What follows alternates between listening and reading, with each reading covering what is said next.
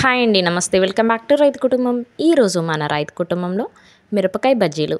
ఈ సీజన్లో మనకి బజ్జీ మిరపకాయలు అంటే చాలా వరకు దొరుకుతాయి. కాబట్టి ఈ సీజన్లో తప్పకుండా బజ్జీ పచ్చిమిరపకాయలు తెచ్చుకొని ఇలా బజ్జీలు వేసుకుని తింటే ఆ టేస్టే వేరు. ఈవినింగ్ పూట ఏమన్నా తినాలనిపిస్తే ఇలా బజ్జీ మిరపకాయలు తెచ్చుకుని ఇంట్లోనే వేడివేడిగా అప్పటికప్పుడు వేసుకుని తినేయచ్చండి. త్వరగా అయిపోతుంది, టైం కూడా ఎక్కువ పట్టదు. మనం బజ్జీ మిరపకాయలు తెచ్చుకోవడమే లేట్, ఈజీగా ఇంట్లో వేసేయచ్చు. ఎలా వేయాలో ఇప్పుడు చూద్దాం. ముందుగా శనగపిండి ఇలా జల్లించుకొని ఒక గిన్నెలోకి పెట్టుకోండి. కలుపుకోవడానికి కొంచెం పెద్ద గిన్నె అయితే బాగుంటుంది. ఆ గిన్నెలోకి పెట్టేసుకుని టేస్ట్కి తగ్గట్టు ఉప్పునైతే వేయాలి. ఇప్పుడు కొంచెం కొంచెం వాటర్ పోసుకుంటూ పిండినైతే కలుపుకుందాము. పిండిని కలుపుకునే ముందు ఇలా బజ్జీ పచ్చిమిరపకాయలని వాటర్లో క్లీన్ చేసుకోండి. ఇలా క్లీన్ చేసుకుని వాటిని పక్కన పెట్టేసుకోండి. వాటిని క్లీన్ చేసుకుని ముందుగానే పక్కన పెట్టేసుకోండి. అవి ఆరేలోపు మనమైతే పిండిని ఇలా కలిపేసుకోవచ్చు. చక్కగా కొంచెం కొంచెం వాటర్ పోసుకుంటూ మాత్రమే కలుపుకోవాలి. మొత్తం ఒకేసారి కనుక పోస్తే సరిగా వేయడానికి రాదు, కాబట్టి బజ్జీలు తినడానికి అంత బాగోవు. ఇలా గనక కొంచెం కొంచెం వాటర్ పోసుకుంటూ పిండిని అడ్జస్ట్ చేసుకుంటూ కలుపుకోండి. ఇందులో మీకు ఇష్టమైతే కొంచెం బీప్ పిండి కూడా యాడ్ చేసుకోవచ్చు.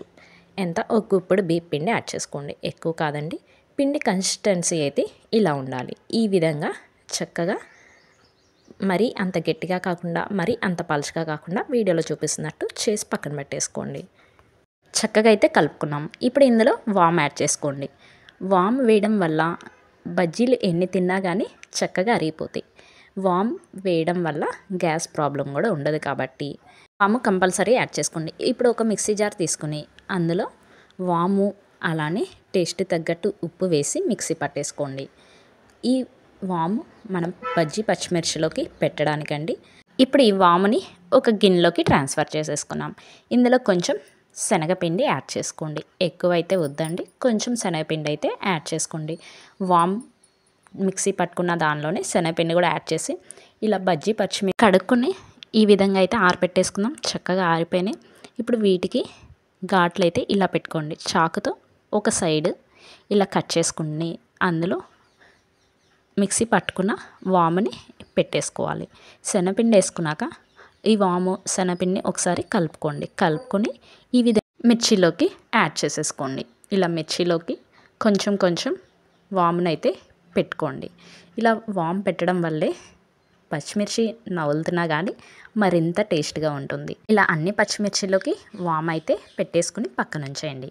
ఇప్పుడు స్టవ్ మీద బాండి పెట్టేసి అందులో డీప్ ఫ్రైకి సరిపడా ఆయిల్ పోసేసుకోండి. బజ్జీలు అయితే వేసేసుకున్నాక వీడియో తీసానండి. నెక్స్ట్ స్టవ్ని అయితే స్లోలో అయితే పెట్టొద్దు, మీడియం ఫ్లేమ్లో పెట్టుకుని బజ్జీలని కాలనివ్వండి. ఒకవైపు చక్కగా కాలినాక మరోవైపుకి టర్న్ చేసుకోండి. ఇలా మధ్య మధ్యలో టర్న్ చేసుకుంటూ 5 నుంచి 10 నిమిషాలు 5 to 10 minutesలో ఇలా నూనెలో కాల్చుకుంటే చక్కగా కాలుతాయండి బజ్జీలు. ఒక 5 నుంచి 10 నిమిషాలు ఇలా నూనెలోకి వేసుకున్నాక అటు ఇటు టర్న్ చేసుకుంటూ బజ్జీలని కాలనివ్వండి. ఈ కలర్లోకి చేంజ్ అయితే ఇంకా అన్నిటినీ ఒక ప్లేట్లోకి ట్రాన్స్ఫర్ చేసేసుకోండి. ఇలా అన్నిటినీ ఒక గిన్నెలోకి తీసుకుని పక్కన పెట్టేసుకోండి. చక్కగా మంచి కలర్ వచ్చేంత వరకు కాలనిచ్చాము. చక్కగా లోపల వరకు కూడా బజ్జీ బాగుంటుంది తినడానికి. అలానే మరలా బజ్జీలు వేసుకుంటున్నాను.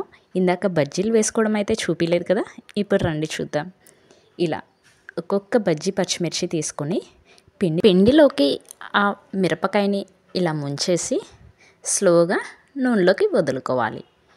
బాగా కాలిన నూనెలోకి మాత్రమే వదులుకోండి. సరిగా నూనె కాలపోతే బజ్జీలు కూడా అంత కాలవు, కాబట్టి బాగా కొంచెం కాలిన నూనెలోకి బజ్జీలు వదులుకోండి. ఇలా పిండిలోకి బజ్జీ మిర్చిని ఇలా ముంచేసుకుని ఇలా వేసుకోవాలండి.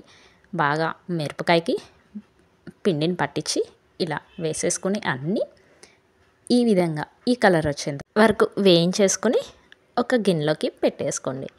బజ్జీలు వేడివేడిగా ఉన్నప్పుడే ఒక ప్లేట్లోకి తీసేసుకొని పెట్టుకొని అందులోకి నిమ్మకాయ అలానే నిమ్మకాయ రసం పిండుకొని ఉల్లిపాయ నంచుకొని తింటే ఎంతో కమ్మగా ఉంటుందండి.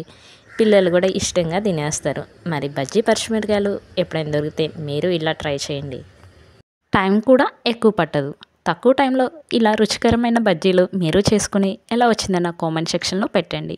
వీడియో కనుక నచ్చినట్టయితే మీ ఫ్రెండ్స్కి రిలేటివ్స్కి షేర్ చేయండి. మన ఛానల్ని అయితే తప్పకుండా సబ్స్క్రైబ్ చేసుకోండి. Thank you for watching. Subscribe చేసుకోవడం మర్చిపోవద్దు.